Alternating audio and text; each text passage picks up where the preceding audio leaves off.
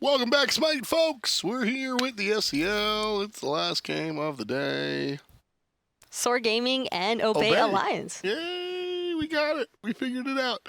Obey Alliance here coming out. These guys are close to the top. Actual Authority obviously took the last land, but Obey still big swingers when it comes down to it. Obey, actually, they've recently lost Air Cougar. I know that we went over it when they had their debut performance without their star hunter player, but it seems as though their changeup has made an absolute impact as well. Manser has done a pretty solid job for himself. Is Manser the answer? How long were you lining that one up for? Like 3 seconds, but as soon as you brought up the hunter, I was like, gotta do it. Just like picks and bans, gotta do it. Oh man, they're setting me up for failure here. I like when on purpose. I like when I go for it, but not gonna happen.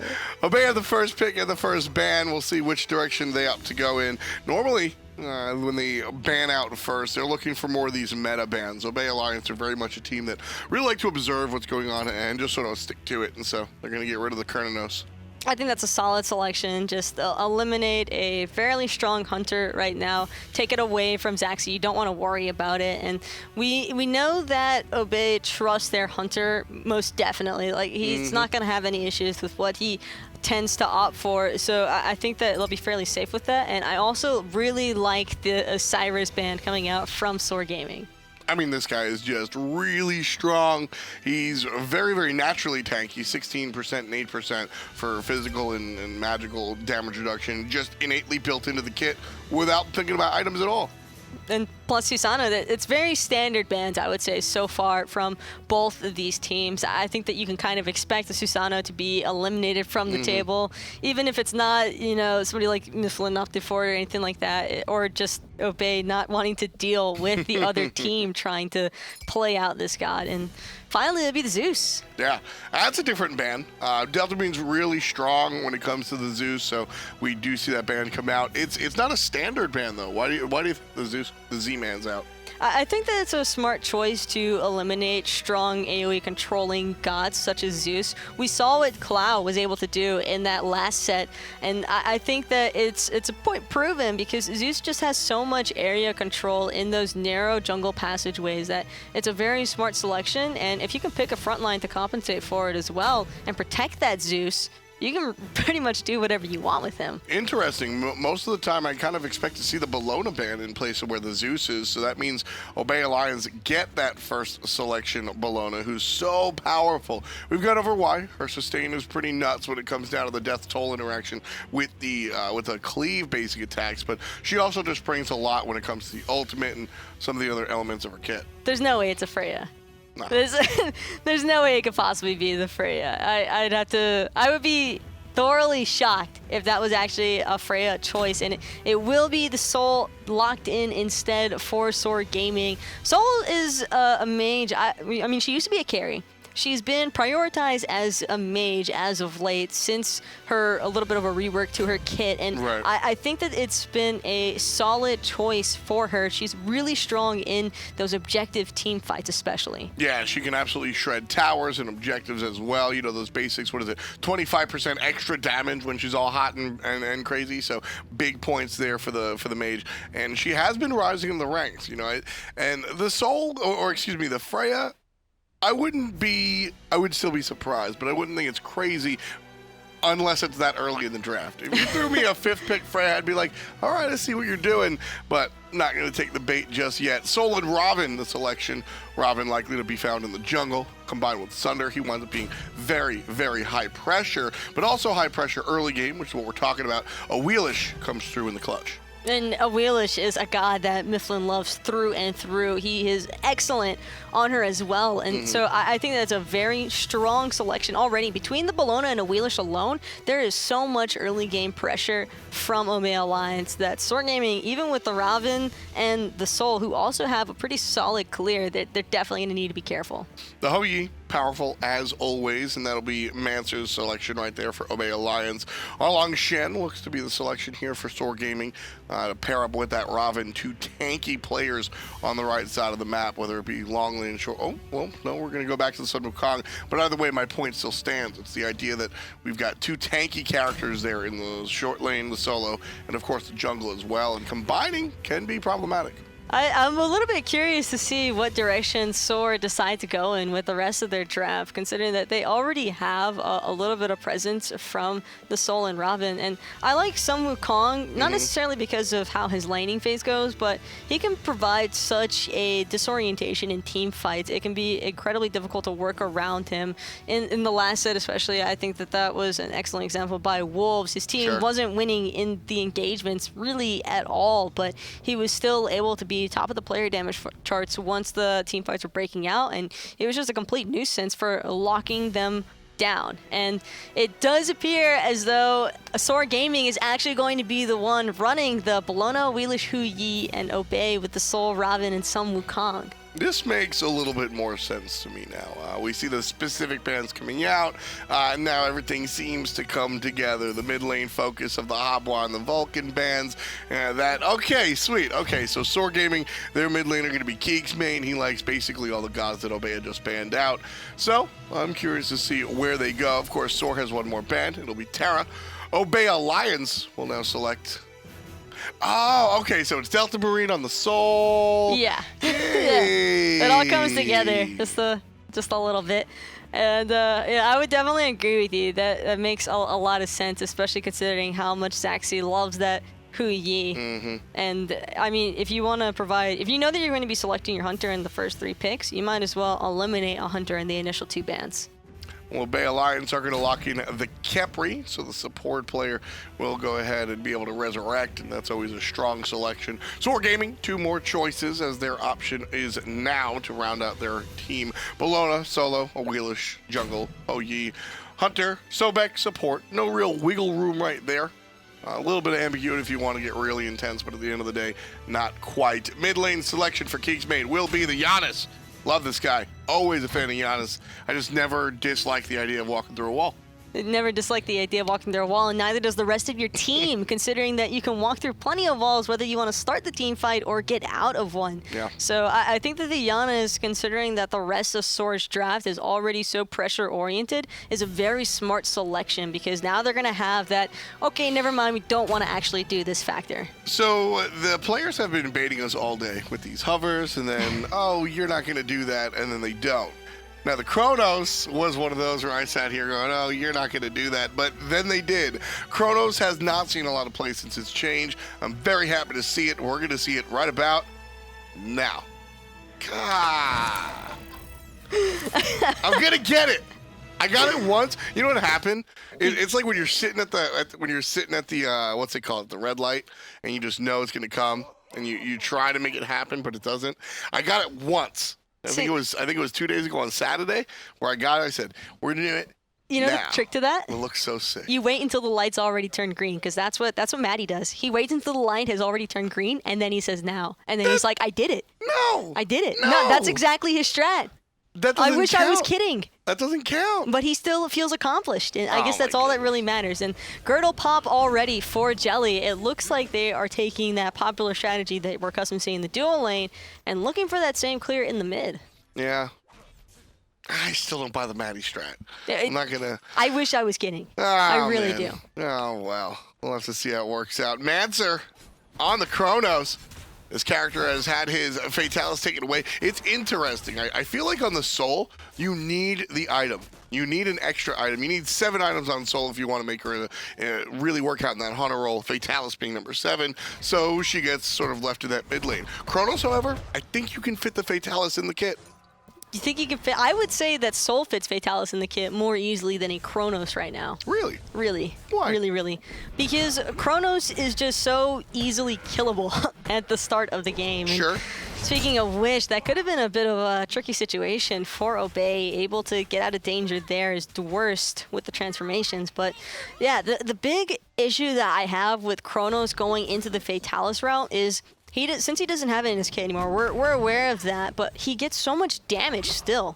from his time and the way that his kit works. And with that damage, you just want to look for that burst potential because his in-hands are still going to chunk. You're still going to get that little bit of movement speed already. You don't really need the Fatalis on him because you have the stun available. As long as you're landing your kit, then you're good to go. Plus, he has his rewind just in case. But exactly. With SoaR, I feel as though it's more easy to fit into her kit because she also does an insane amount of damage, but you have the possibility to have her second ability, which will give that nice little burst damage, and which also slows them if you land it. And plus, when she's heated up, I mean, that's a ton of in-hand damage. Yeah, you're proccing that with the Fatalis over and over again. You're just running people down, and you can fit it in around the third item for her, and it'll still be just as effective, if not more than what I would say for a Chronos. Yeah, see, I feel like, I don't know, I like the Chronos when you build it, because the reason I say that Chronos can fit with the Fatalis a little bit better, Mancer, doesn't matter if he has a Fatalis or not, he's in huge trouble. 0 kills so far, and he will not be first blood. Zachsy now has a fantastic ricochet, but able to really get out of there because of, well, Khepri. So, big deal right there. Nice abduct coming out from Mr. pbnjellly to really save Chronos' life. My point, though, early game Chronos can get by just using his abilities. He doesn't really have to worry about his basic attacks. Late game Chronos can get by kind of just blowing people up with his abilities. Doesn't really have to worry about his basic attacks, but it's icing on the cake if he gets them. Mid game Chronos, kind of those basic attacks become a real big part of what you need to do. And that's usually before your accelerator is really maximized. So having that Fatalis mid-game, we're talking like you build power, you build boots, you build penetration, and then that fourth item that can go Tahuti or otherwise, I like to see that wind up being his Fatalis and then Tahuti afterwards. That's why I think he can really fit in. Of course, we'll have to wait to see where our buddy Mancer chooses to go with his build. Mancer has to be incredibly passive in this lane, though, and he needs to just... That was a perfect example of what he needs to be doing every single time, just getting Zachsy to expend his ultimate. But Zachsy forcing out the Chronos ultimate is still the right direction because Chronos doesn't have a ton of health early, and that's probably the reason why we don't see as much gameplay from him early on. He's just so punishable. Ooh. And Keegs getting a little concerned there that there was going to be an abduct follow-up by the Khepri, I believe, is the reason why we saw him burning his ultimate. Yeah, quick trigger finger right there. It's interesting because he was turned around. I think if he was staring at the situation, we wouldn't have seen the ult come out. But Keegs, better safe than sorry. He opts to go ahead and back to base. 4:20 on the clock. No kills just yet, despite a lot of aggression over here on the left and the mid lane. But still, scoreless so far. Delta Marine on this SoaR is another point of conversation. We sort of went the other way with the Chronos talk, but the SoaR, I mean, she's been powerful in this mid lane, and Delta Marine probably couldn't be happier. He loves this character. He absolutely loves SoaR, and on top of that, she's got survivability compared to the other gods that he tends to lean towards playing. I mean, we see him on the Havwa, where you don't have very much, if any, of an escape option on that god. And with the SoaR, he's able to not only deal insane amounts of burst damage and just provide such a supporting factor in team fights, but he can just roll out of any situation with his third ability. Yeah, exactly. When it comes down to it, SoaR is very, very safe. Mancer, he'll be okay. Safe? Maybe not so much, but he's not dead yet. Put it that way. He's able to really stay in lane. He's doing well as far as keeping up with his opposition, staying about even when it comes to gold. And he finished that Book of Thoth since he started with the Soul Trap, I believe, Thoth 2. Is called. He started out just walking out with that Soul Trap, not really going for a starting item or otherwise, which I guess if you're in the long lane, doesn't really matter. Well, for Mancer, he just wanted to prioritize the Thoth, and I mean that's yeah, it's reasonable, but the way that he's playing the matchup is the more important part. He knows that he doesn't have the boots available, and Zachsy does. And speaking of being in a little bit of danger, Kaeydan now poked out pretty heavily. I like the choice there to not keep the engage going, though, with Myflin. Yeah, he's got to go back to base, and that's exactly what we'll see. Myflin just caught him. I mean, you get hit by that root. Ouch. Was worried that he might choose to dive there, but not having his immunity available shortly after is probably concerned he would fall as well. Yeah, Myflin at level 7 can dive that tower, especially given the ultimate, right? He can dive that tower and take about 2 or 2 or 3 tower shots realistically, but he's got to immune at least one of them, and well, it becomes a much more complex situation than it seems right now so far. Team's doing pretty well. Obey Alliance took a gamble by picking this Chronos, I think we can say. This character can come up big, but it's an if. But right now, sitting pretty on top of the net worth, not really getting put down by Hou Yi too strongly. This is exactly what Manzer needs to be doing, though, because like I was mentioning earlier before Kaeydan got into trouble, it's so crucial for a Chronos' early game to go well, and he's just getting a free farm. Yeah. That's exactly what you don't want to happen if you're SoaR. And Zachsy's been trying to apply pressure, but there's really only so much that he can do after level 4. It becomes just a little bit easier for this Chronos to just AFK farm away in the lane, and if Zachsy chooses to overextend, well, he might end up getting picked himself. And here's a Sobek, Medieval trying to help out and take Manser to town, but unfortunately not going to be the case. Team's looking for the Oracles now. Feather Step used by Kaeydan, and the secure goes to SoaR Gaming. Medieval finds a tail up but gets stunned after the fact. Delta Marie just puts him down nice and easy. Myflin gets in trouble, but he's saved by the support. First blood goes to Obey. I'm actually really surprised there that Kaeydan was so scared of the situation and chose to back off. He might have been able to look for the kill on Myflin. He does wrap back around. Excellent choice to just pick up Jelly in that back line. Yeah, just a quick okie-doke kill. Nobody really expected him to be there. Zachsy finds a nice ricochet on a Delta Marine, but won't find the follow-up there, unfortunately. Nice ricochet, though. That was cute. One of those calculated ricochets. And now Dwurst not even given the option to go into the ultimate. Shut down. Yeah, shut down. More like shut up. He doesn't even get the chance to hit it. Just dead before he finds himself in the cloud. Dwurst goes down for about 15 seconds. Nice play by StormyRays there. Oh, Myf. That's just... And he gets away with it. Disrespectful.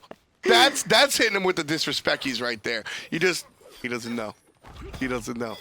He doesn't know. Smack. He knows. It's mine. See you later. And then Stormy just has to hold that. There's nothing he can do. Sometimes you just got to hold that L. Yeah, but, yeah.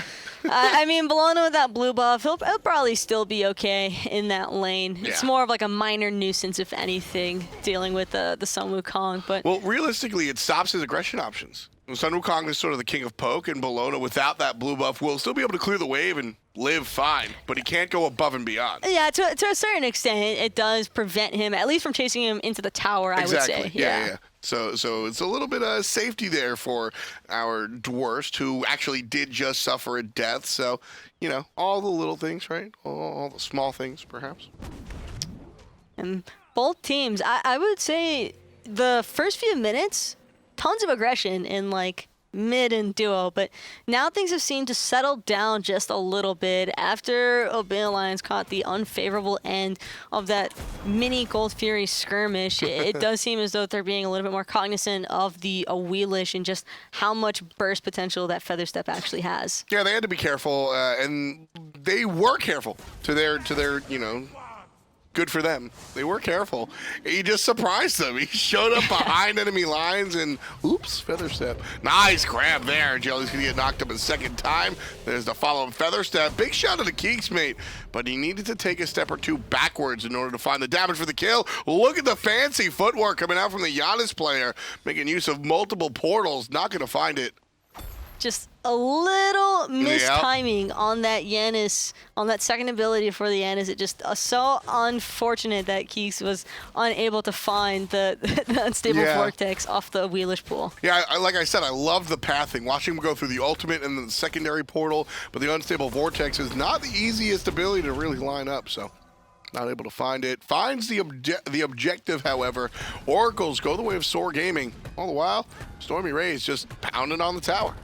Just kind of doing what Bellona does best, clearing out the T1. And Dwurst, unfortunately, kind of just has to take it. He doesn't have a whole lot of options right now. Sun Wukong versus Bellona isn't the most, it's not a favorable lane at all. And Myflin trying to get away with it yet again, but will be unsuccessful this time around. Kaeydan keeping hold of his speed buff. I love Myflin's drive-by mentality. He's just like, all right, here I come. I'm going to throw something at it. Didn't get it. Still walking. I'll see you later. Like, he just comes around the speed buff, tries to get it, does it, and just continues walking. Doesn't even stop to think about maybe I'll poke him. Just no thoughts. Just, all right, I'm out. Love that sort of thought process because he wants to get around the map as much as possible. Interrupting Stormy's dash, and we'll see Stormy just kind of stay here.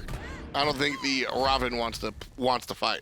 Unfortunately, Dwurst just didn't have the mana to follow up any more poke onto Stormy. They could have probably poked him down to a little bit under half, but Sure. if your son Wukong doesn't have any mana, it's a lot safer to just cancel that one. Yeah, a little bit troublesome stuff. Oh, the back from Mance are going to be stopped. Nice job, Kaeydan. I think the And creep wave. He just does it. It's just the creep wave. If that creep wave At level hadn't 11 been though? available, well, it's still kind of a nuisance because you have the feather step AoE, but imagine he gets stunned after aggressing onto the Chronos and is just eating all that archer damage. The Chronos damage could definitely be enough, especially with a rewind available. Fair. It's easy for him to fall there. That's fair. Like I said, it's not a play that I was going to make fun of him for. It was a play that I was just surprised. Yeah. Because I mean, like at level 4, level 3, everybody's aware that the minions are going to beat you up. But at level 11 or level 12, that feather step is obviously maxed out, and the moonlight charge is already doing work as well, about 3 or 4 points in that one, depending on what Kaeydan's doing. See 3 points right there. You're going to clear that wave.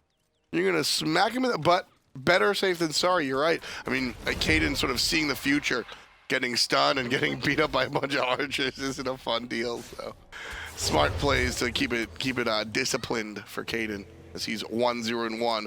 Wants to keep that 0 in the middle nice and clean. Minions are always so OP.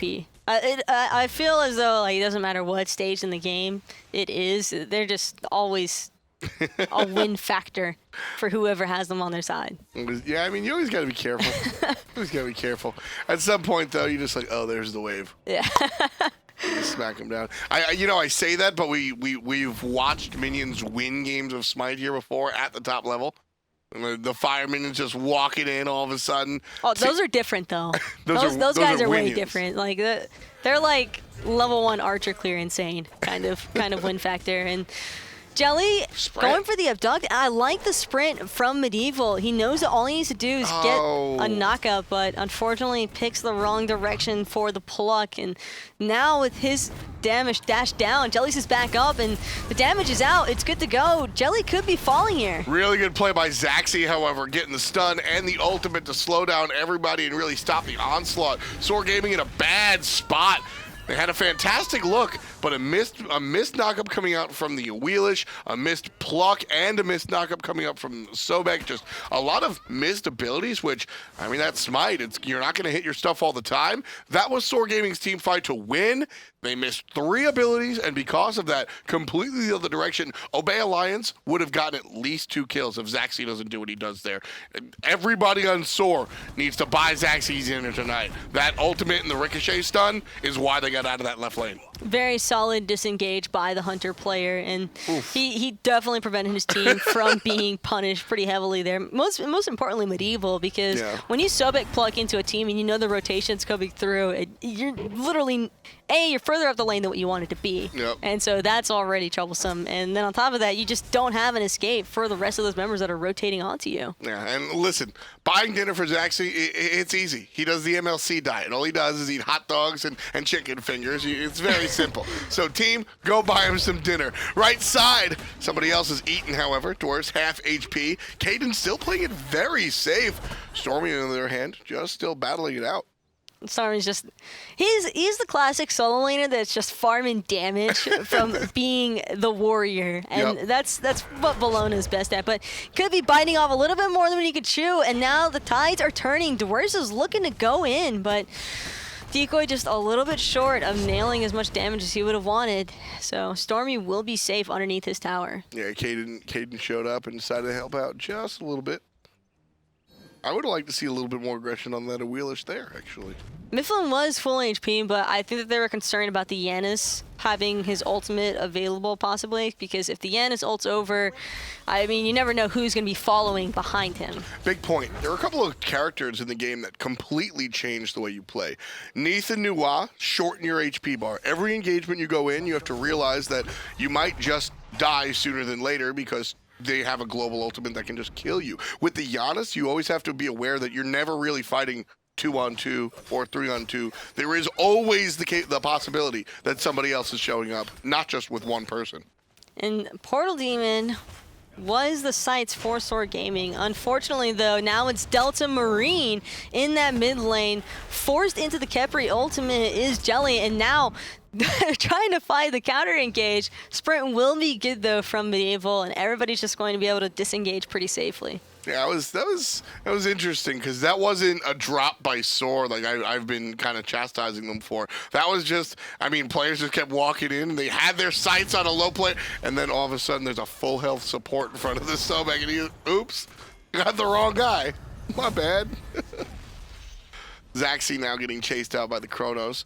This is where Chronos starts to really hit his stride. And he's got the third item Fatalis. Yeah. So that's the main reason, I think. As soon as he procced his buff, his self buff, it immediately is actually disengaging. And we talked about that earlier where I was like, I would probably favor a Soul more towards the Fatalis and the Chronos, but Manta's been utilizing this pretty effectively, and I think that the book rush is really the biggest standpoint for him because he got away with that greed. Yeah, exactly. And you know, so normally, I mean, normally you'll see a Doom Orb rush here usually when you take a look at some of the European players that play Chronos. Most notably thinking about Funball, he really likes that Doom Orb. The key is you need that base power. It's like a battery, right? Chronos isn't going to do anything if he runs out of batteries. He needs that big amount of power because at the core of it, he's a mage. And so if you're just coming out with boots and a Fatalis, you're just not going to do it. You're not a Freya. So you got to have that backup. I would have liked to see the penetration come on before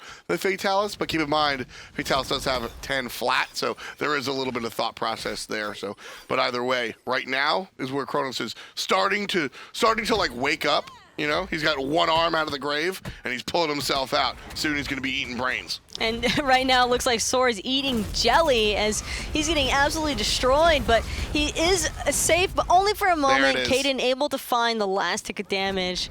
Few ultimates, though, expended on the side of SoaR to pick up that support kill. Yeah, I liked how Keegs didn't choose to ult the support. He knew his teammates were going to go ahead and finish that kill, or he hoped his teammates were going to go ahead and finish that kill, and he instead ulted the different target that could have affected that chase down. So he finds the target, ults them, they have to back off, allowing the rest of SoaR to go ahead and really chow down on Jelly.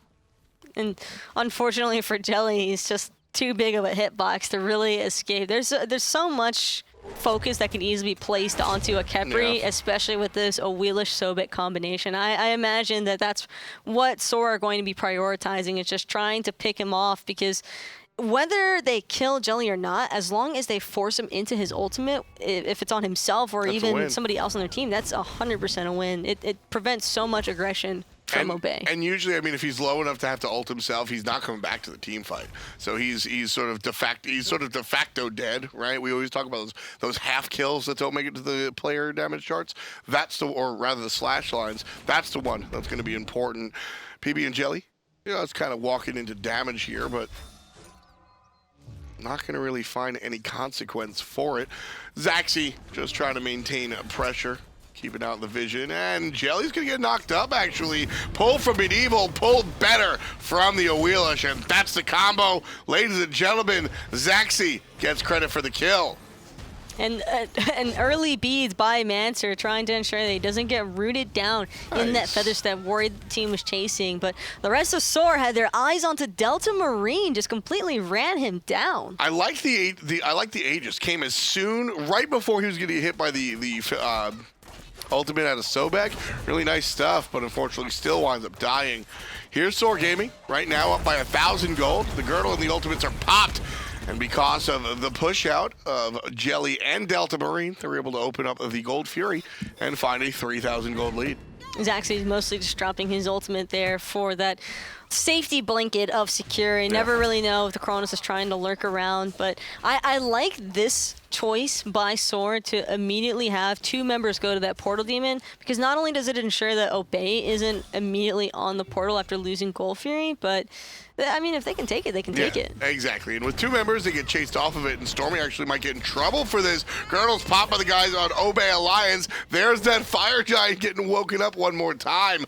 I mentioned it a couple of games ago, Taco. The mystical male meta makes fighting around this structure or this objective so difficult. Everybody's always waking him up, and he's just throwing rocks at people. Get off my lawn. The amount of times that we've seen people get knocked up, especially in that Fire Giant pit, and it shifted team fights pretty drastically. Speaking of drastic, that damage from Keegs, that's nutty. Myflin can't fight here. Myflin is 40% HP. Now, keep in mind, his root does have a heal, so maybe he will come in. Knowing Myflin, he will come in. But that is a very big deal. You can see Myflin off of the distance, healing up, not taking part in this fight. If Myflin's here, Delta Marine is not in as much trouble. But because he gets hit by the ultimate of Janus, Delta Marine's going to fall down. KeegsMate with the kill. StormyRays so easily able to tank up this tower and go in. And now it's Dwurst getting pulled out of the safety of his tower, but Kaeydan was a little bit low there. That's a risky business. Zachsy and Keegs, however, on the backside, just looking for Mancer and not even a chance to get the rewind off. That was terrible positioning, just walking way too far into the enemy jungle. You're a ranged character. You don't need to be that close. Ouch. I love how Zachsy also opted to go for the Fatalis immediately after the chins. He's got the damage with the Silver Branch Bro, with the Silver Branch Bow. No, you're right, Silver Branch Bro.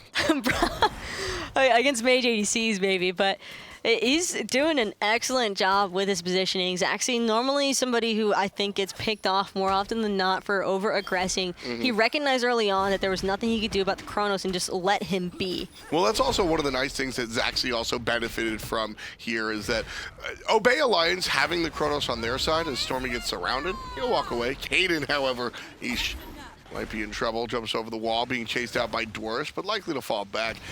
Mancer and his team said, look, if we gank Zachsy, that's just going to bring attention to this lane. We want to avoid the left lane so that they avoid the left lane. So Zachsy saying, look, man, I'm not going to get ganked, is allowed to be Zachsy, essentially. And he's going to take some of these fights. He's going to be a little bit more aggressive, and that's the game he wants to play. So by Obey Alliance going a character like Chronos, which by design wants to get away from the spotlight, Zachsy benefited, actually.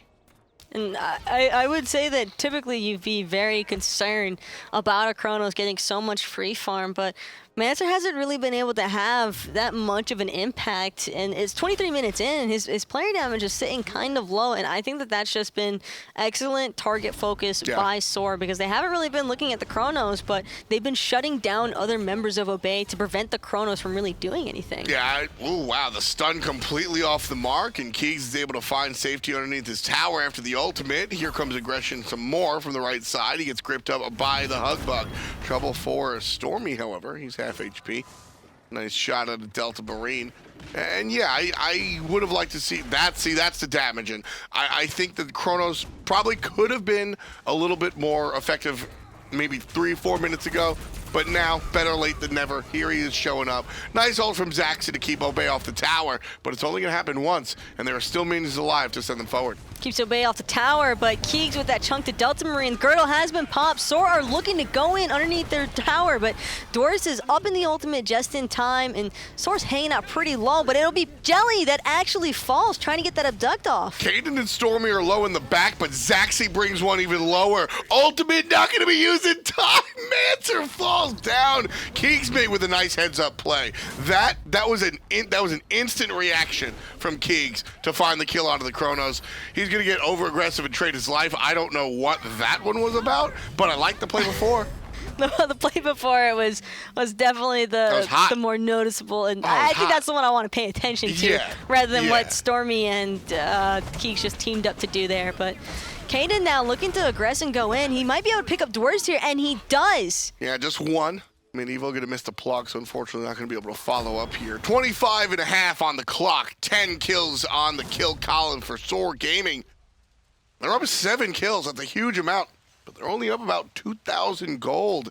Are they not finding the objectives, or is Obey just doing a better job at keeping them off of those objectives? It's mostly just been a brawl. It's actually, and also they lost their T2 tower in the dual lane for SoaR. So that is one thing that they have to keep in mind for a Chronos, is that split push factor is definitely still possible. He is just as much of an objective shredder as the Soul is. So even without having a physical hunter present, you don't really need it for damage onto objectives. Absolutely not. Absolutely not. Between Robin, Soul, and Chronos, every tower is going to last maybe 5 seconds at the most. I mean, these guys are built to crush towers. The two mages, that is. Robin, well, he just has a lot of basics real fast, right? This is kind of bonus on it. So the Chronos now, yeah, like you said, right now we started from the bottom. I would have liked to see him start making his transition to the team fight at 20 minutes even when he finished that third item, whether it's Fatalis or otherwise. But he waited a little bit. He's still third from the bottom. Mancer needs to make a bigger impact. Otherwise, this is a wasted selection. And also, SoaR need to be a little bit more careful about their engagements after the team fight has already started to disperse a bit. I mean, we saw Keegs getting a little bit greedy and going in, and sure, at that moment, it's fine. You can kind of get away with dying there, but that happens later on, and Fire Giant's on the table, and everybody's surrounding it, and then suddenly 2 members of your team are dead. That's free FG pretty much for the other team. If Keegs doesn't die, that's a gold here for his team right there, you know. So we're already seeing the implications of being over aggressive. SoaR Gaming, it's interesting. I was kind of not yelling, but you know, Kaeydan, why aren't you being more aggressive? And now KeegsMate, why are you being this aggressive? The team needs to find some sort of happy medium and wind up on the same page. And both sides really unable to look for those objectives right now. They're really just trying to feel each other out still.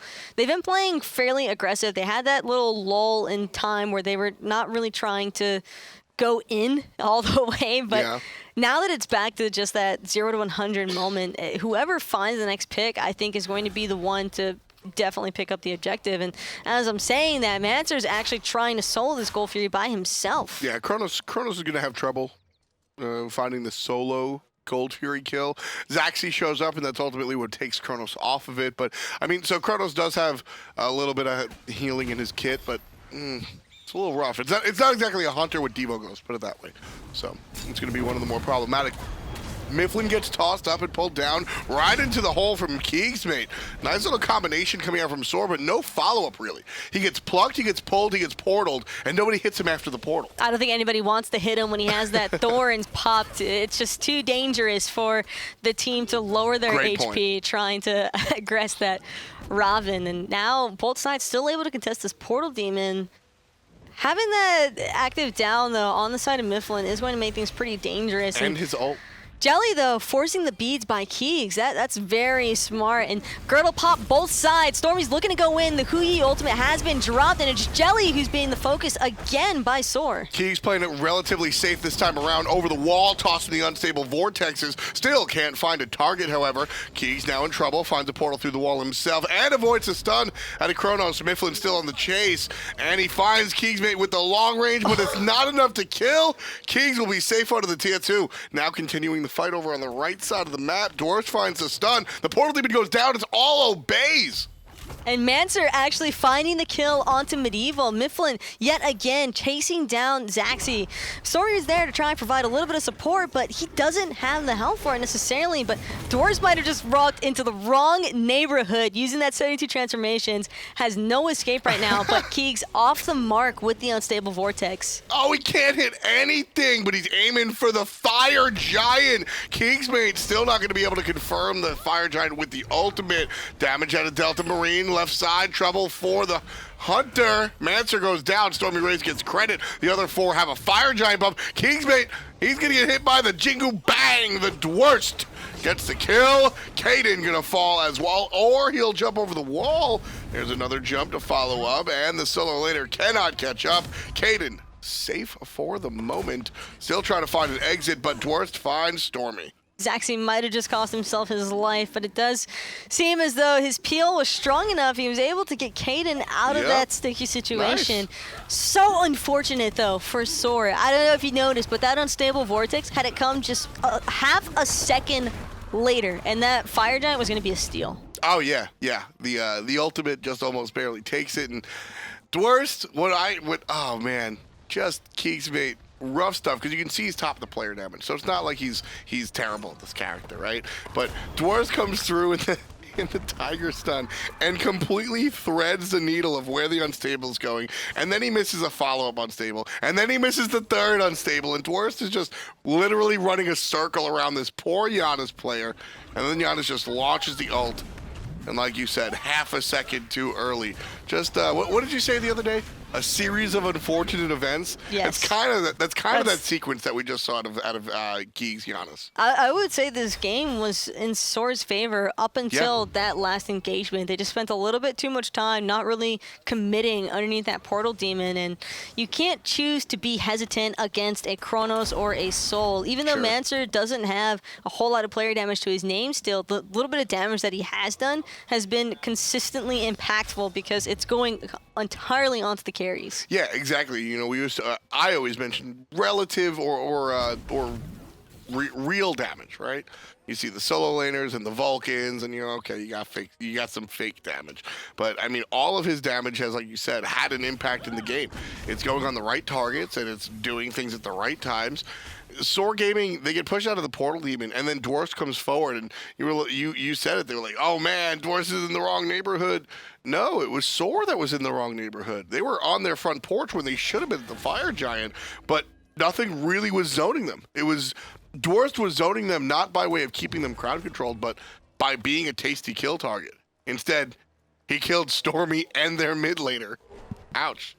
It's always rough when you not only lose the FG, but also a few members of your team to count. And now, without any towers remaining on the side of SoaR Gaming, these Phoenixes are looking pretty tasty to obey. Nice dance coming out from Jelly as well. Keegs, unlucky in the late stages of the game. Roma Invicta. Kaeydan capitalizes off of Stormy's stomp down.